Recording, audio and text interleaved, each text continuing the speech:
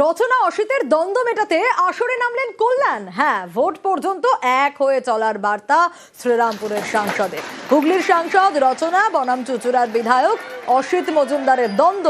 চুঁচুড়ার স্কুলে smart class করা নিয়ে সেই দ্বন্দ্বের শুরু হয়েছিল, আর হুগলিতে একাধিকবার প্রকাশ্যে এসেছে রচনা অসিত দ্বন্দ্ব। সমস্যা সমাধানে ভোটের আগে তাই আসরে নামলেন এবার কল্যাণ বন্দ্যোপাধ্যায়।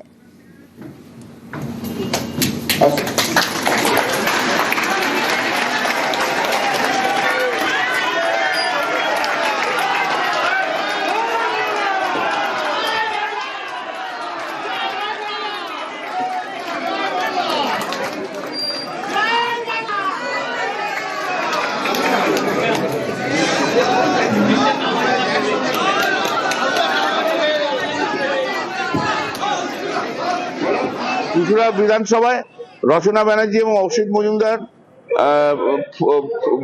শহরের সভাপতি ফণি এদের সবাই মিলে কোঅর্ডিনেট করে নেতৃত্ব দিয়ে এখানে সমস্ত কাজ হবে। নিশ্চয়ই মিটলো, কেন মিটবে না? দল তো আগে, তারপর তো অন্য কিছু। দল থাকলে সব থাকবে, নাহলে কিছু থাকবে না। দ্বন্দ্ব করলে যারা করবে তারা দলে থাকবে না। আমরা যদি একসাথে দল না চালাতে পারি তাহলে কিন্তু মুশকিল হবে। আমরা কেউ 20-22 বছরের বাচ্চা নই যে আমরা একটা সাংঘাতিক রকমের দ্বন্দ্ব নিয়ে বা মাথা চিন্তা করে কিছু করব বা রেগে যাব, ঝগড়া করব, আড়ি করব, ভাব করব, এটা তো হয় না কখনো। আমাদেরকে দলকে ভালোবেসে কাজ করতে হবে, আমাদের দলের জন্য কাজ করতে হবে। তাই আগামী 4 মাস আমাদের ভীষণ গুরুত্বপূর্ণ। মে মাস অব্দি এখন আমরা একত্রিত হয়ে কাজ করব। ভুল বোঝাবুঝি যদি কিছু হয়ে থাকে, দুজন দিদি এবং অভিষেকের সাথে দুজনে একে চলবো। আগামী কাল থেকে অন্য রূপ দেখবেন চুঁচুড়ার। রচনা আমার নিজের বোনের চাইতে বেশি, অতএব এটা কোনো ব্যাপার নয়। ভুল বোঝাবুঝি সাময়িক, দীর্ঘদিনের লড়াইতে আমরা এক।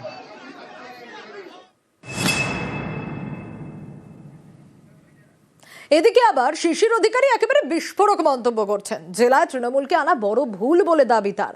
বিজেপির সভায় দাবি কাথির প্রাক্তন সাংসদের, ভুল করেছিলাম, ক্ষমা করবেন। মন্তব্য শিশিরের। নাটক বলে পাল্টা কটাক্ষ তৃণমূলের। এই মাটি ছুঁয়ে আপনাদের কাছে ক্ষমা করে দিবেন। একটা ভুল পথে চলে গেলাম এবং সেই ভুল পথে আপনাদেরকে সঙ্গে নিয়ে গেলাম। আপনাদের আমরা করতে পারলাম, আমরা চোখ থেকে ঠস করে জল পড়ে যায়। আমি ভুল করেছিলাম, আপনাদেরকে সেই পথে চালিত করেছিলাম। আপনারা ক্ষমা করবেন। ক্ষমা করে 26 সালে একবারে পরিষ্কারভাবে ভারতীয় জনতা পার্টিকে নিয়ে আসুন মোদীজির নেতৃত্বে। শিশিরবাবু বর্ষিয়ান মানুষ, দীর্ঘদিনের রাজনীতিবিদ, অভিজ্ঞ মানুষ, কিন্তু এই ধরনের কথা বলে মানুষের কাছে ক্ষমা চাইব বলে নাটক করলে মানুষ ক্ষমা করেন না। তৃণমূল থেকে আপনারা প্রচুর সম্মান পেয়েছেন, পদ পেয়েছেন। তৃণমূল যেটা দিয়েছেন, মমতা বন্দ্যোপাধ্যায়ের জন্য আপনি যেটা পেয়েছেন, সেটার জন্য ধন্যবাদটাই থাক। বাকি কোন কম্পালশনে কি করতে হচ্ছে সেটার সঙ্গে এই ধরনের নাটুকে সংলাপ বোধহয় বর্জন করা ভালো। আর 26-এর ভোটের আগে হাওয়া একেবারে গরম। কেন হাওয়া গরম? কারণ পুলিশকে হুঁশিয়ারি বিজেপি বিধায়কের। একেবারে উর্দি খুলে নেওয়ার হুঁশিয়ারি দিয়েছেন স্বপন মজুমদার। বনগাঁ দক্ষিণের বিজেপি বিধায়ক স্বপন, পাল্টা স্বপন মজুমদারকে কটাক্ষ তৃণমূলের। 2026-এ বাংলার মসনদে বিজেপিকে বসাবে। আজকে দলদাস পুলিশ এবং টিএমসির হারমাত বাহিনীর গুন্ডাগুলো কান খুলে রাখো, সবগুলোকে দেখে নেব।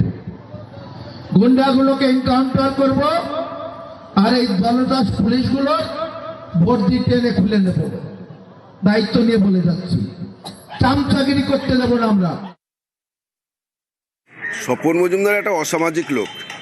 সে নিজেই মাদক পাচারের জন্য জেলখাটা আসামি। তার মুখ থেকে এর থেকে ভালোবাসা আমরা আশা করি না। রাজনৈতিকভাবে যদি শিক্ষিত না হয়, মূর্খ জনপ্রতিনিধি হলে তাদের যা আচার আচরণ, যা ভাষা, সেটা ভারতীয় জনতা পার্টি তাদের বিধায়কদের মুখ থেকে সেটা প্রকাশ পাচ্ছে। অসাংবিধানিক কথা প্রকাশ্যে সে বলেছে। আমরা পুলিশকে অনুরোধ করেছি যে তার বিরুদ্ধে আইনানুগ ব্যবস্থা নেওয়ার জন্যে, এবং আমরা চাইব যে তার বিধায়ক পদ খারিজ হোক। 2 বছর পর এবার পুলিশের ওপর হামলা। হ্যাঁ, 24 জানুয়ারিতে শেখ শাহজাহান ঘনিষ্ঠরা ইডির আধিকারিকদের উপর হামলা চালায় বলে অভিযোগ। এবার পুলিশের ওপর হামলা চালানোর অভিযোগ শাহজাহান ঘনিষ্ঠ মুসা মোল্লার অনুগামীদের বিরুদ্ধে। সন্দেশখালীর নাজাটে ভেরি নিয়ে বিবাদ, অভিযুক্তর বাড়িতে গিয়ে আক্রান্ত পুলিশ, গ্রেপ্তার 9।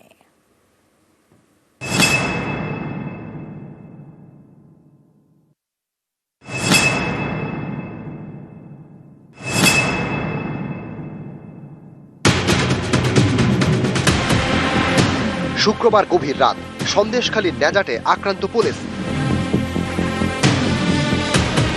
ভাঙচুর চলে পুলিশ লেখা গাড়িতে।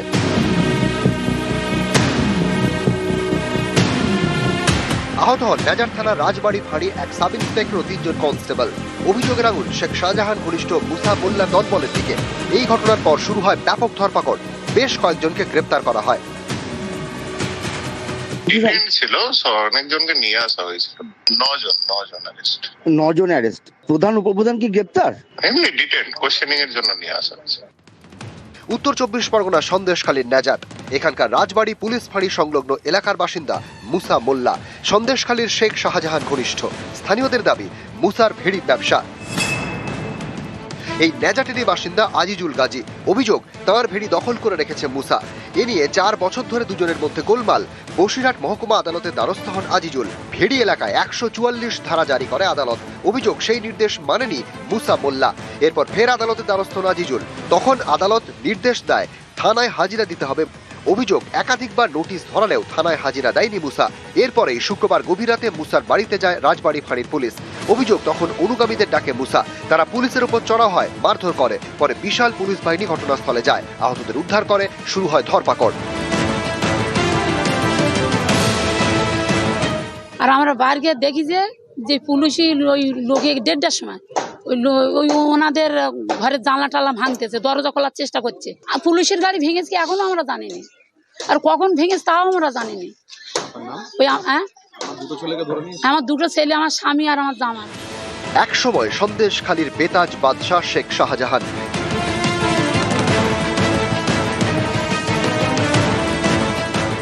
2024 সালের 5ই জানুয়ারি তার বাড়িতে তল্লাশিতে যান ইডি আধিকারিকরা।